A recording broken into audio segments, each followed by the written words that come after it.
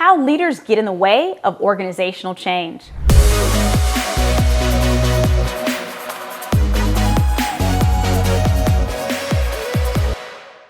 Are you a leader who wants to better embrace and encourage change in your organization? If so, this video is for you. First, you'll understand the neuroscience behind why leaders tend to get in the way of organizational change. Then we'll identify some of the workplace cultural elements that make change nearly impossible. And then lastly, you're going to come face to face with the one thing that most bosses really aren't willing to confront that usually sabotages workplace change. You ready to get started? Let's go. Here's what we know. Leaders oftentimes hinder organizational change even when their intentions are positive. I want to start off by saying that because as we go through this, you're going to find that you're convicted on some of the things that I say, because any human would be convicted regarding some of the things that I'm going to say. And so we can have the best of intentions and still cause problems. Anyone that has parents knows this to be true, right? And so just keep in mind, in an organization, when we look at leadership, it's very similar to parenthood. Best of intentions, most things right, but a few things, maybe not so much, right? And so we want to make sure that we enter into this conversation with a certain amount of grace and gentleness, assuming positive intent from all of us, okay? But we do have to take a look at what one of our bigger hindrances is. And that's the neuroscience behind why we tend to prevent change. One of the major biases that we have as leaders and organizations is called the status quo bias. And this one's actually connected to neuroplasticity. What neuroplasticity is it simply means that when we do something a certain way over and over and over again, it's very hard for us to break that pattern and then do that thing in a different way. That's why we have people that say things like, well, we've always done it this way in an organization. Why do we need to change? This is what works. That is what is happening. It's that status quo bias. But we do have to understand what's happening when we do that. But we do have to understand that it takes actual strategy to combat these issues. It's not something we can just wish away. Why do I say wish away? Because right now it's really popular for people to say things like, we need to have a growth mentality and we need to be positive. And if we're positive, we'll make it into the future and everything will be great. Hate to tell you, that's a lie. Not an intentional lie, but it's not true. Here's how I know this.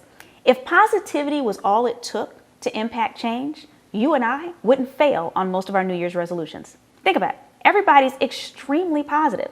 Now, I am somebody who goes to the gym regularly, so I'll tell you what happens. Every January, I go into the gym that's usually occupied by 2 to 3 other souls like myself, and all of a sudden, it's bustling. Everyone is there. They're excited. They're happy. Woohoo! You know, they're on the treadmill or whatever else. And then come February, it's me, the 3 little dedicated people, and a few crickets chirping. That's all that's left. Those people were positive. Why didn't they follow through? Because at some point, the patterns that they were used to following took over. Maybe they went and took a nap where they'd normally work out. Maybe work got busy, and rather than finding a way to segment off time, they just got hooked back into that pattern again. Anybody who's decided to give up a certain food or to diet, they also know this to be the truth, because at some point you were sitting around and the next thing you know, you open your eyes and you're in the cupboard grabbing the thing that you committed that you're not going to eat again. It's still in there because maybe another family member eats it. But you don't even think about the fact that you're grabbing this thing. And you're like, how did this happen? Neuroplasticity, status quo bias. So as leaders, we tend to block change, especially if we've been in a place for a long period of time or we've been doing a position for a long period of time, because our brains prefer what it knows, what it's used to. And so being aware that we're all victims of this on some level makes us catch ourselves when we start to do it in the process. So awareness is the first step. The other thing is making sure that you're connected to other individuals that are committed to change like you. If you know people who suffer from any kind of substance abuse or addiction disorder, you know that oftentimes they take part in group conversations on a regular basis. And what they're doing is they're actually trying to combat that status quo bias, that neuroplasticity piece that tries to pull them back into their own habits. So through those constant discussions with other people who are committed to changing, it helps strengthen their resolve. In our workplaces, we need to do the same thing. And as leaders, we need to make sure that we have circles of other leaders, and that could be in our organization or outside of it, who are also looking to combat their status quo bias. So you might even need to get your own mastermind together so that we're not blocking change. So let's talk about some of the cultural elements within an organization that make change nearly impossible. Maybe you'll recognize some of these things in your organization. Maybe you won't. If you don't, amazing. If you do, well, now we can identify it and get started on changing it. So first question, is there a culture of fear? If people are fearful of management, they're not going to recommend changes. They're not going to point out things that could be better because they're afraid of their heads being bitten off, right? And so a culture of fear in an organization is basically a death notice just waiting to happen. Is there a lack of understanding? So whenever something does go wrong, do we automatically seek to blame the person? Or do we ask a lot of questions so that we're brainstorming solutions? Okay, so this thing fell apart and the client was upset. Well, Bethany, I know you're in charge of this contract. Where did you see that things could be improved? You know, let's get accounting in on this because they were part of this too. What do y'all see we need to tweak so that we won't repeat this again? So again, instead of placing blame, you're looking for solutions and you're having them participate and say, what can help them do better next time? That will make it a lot easier for people to submit ideas. Unrealistic expectations from management is another way that management gets in the way of organizational change. So for instance, that large bank I told you about, they had extremely unrealistic expectations about the number of new accounts that their account managers at the branch level should be bringing in. It wasn't reasonable based on the traffic they were getting in and the number of accounts their people already had.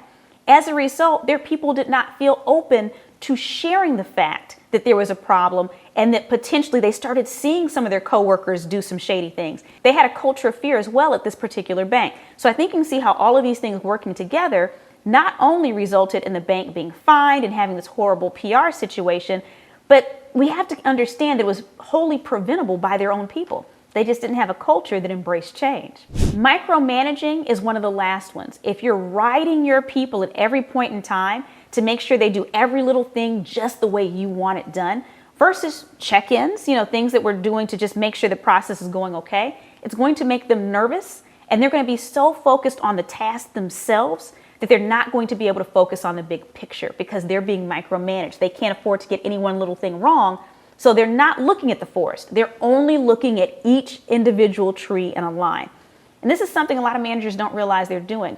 When they're micromanaging, they don't realize they're hurting the future of their organization because you're basically taking some of your talent and taking them from being thinking individuals who have the ability to brainstorm new ideas and turning them into machines where you could easily have some type of technology automate a process if you're going to micromanage someone.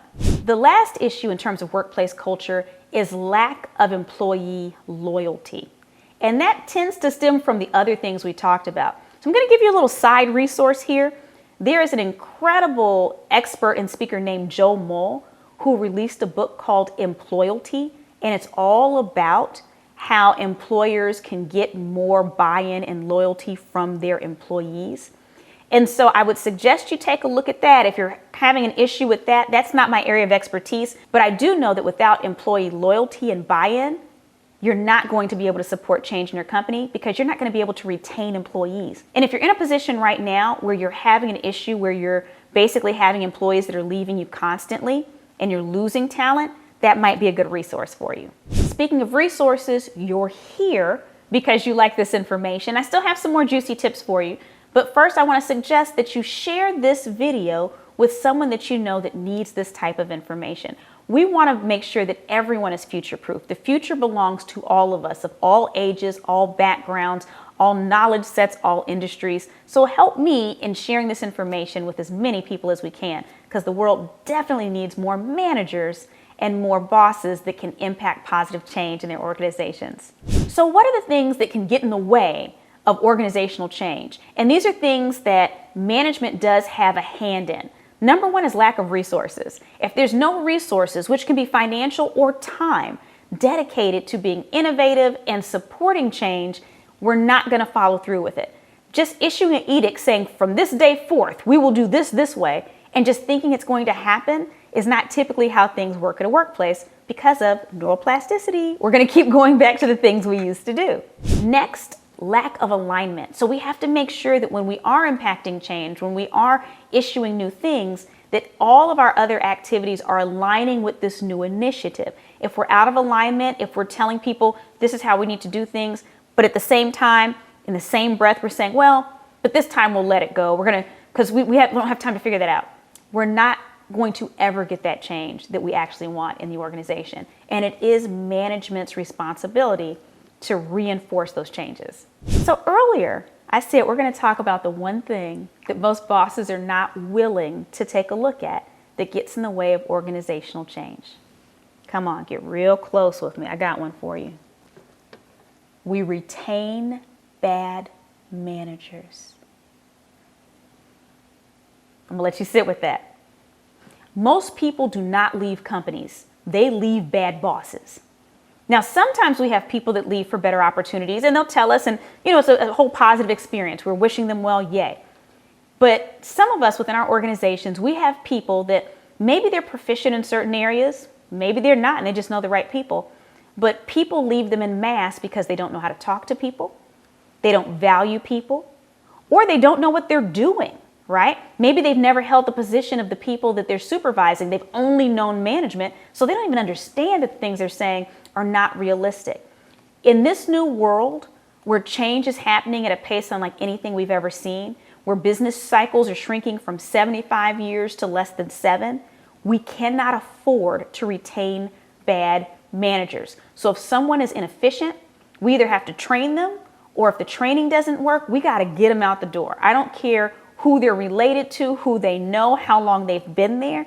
You are making a choice between this toxic individual and having a thriving organization. Those are your choices. You can't have both, right? So now that I've stepped on some toes, possibly, but hopefully you feel my heart. It's all with positive intent, but we have to touch that. I do have a couple more very quick tips for you. We want to ensure that you over-communicate with consistency. So as we're asking people to change, that is a hard thing to do. You might have some talent that's been there for 20, 30, maybe even longer years, right? And so as they're seeing these changes sweep in, they might actually resent it. We want to make sure that we're sharing why we're making these changes, how it will allow them to have a future at the company, how it will allow the company to have a future period, how it will make their jobs easier, how it will serve the customers better. We want to communicate the benefits, not the features. So for instance, no one wants to know how the sausage is made, especially me. I'm a vegetarian. Yuck. But people enjoy eating yummy sausage, right? So they don't need the features of how it was made and what kind of casing and what kind of machines. They don't care. They just want to know that it's delicious. Maybe it's low in fat, which isn't a thing with sausage, or maybe it's high in this and it's just delicious. Whatever. Sell the feature. We're doing that with change as well.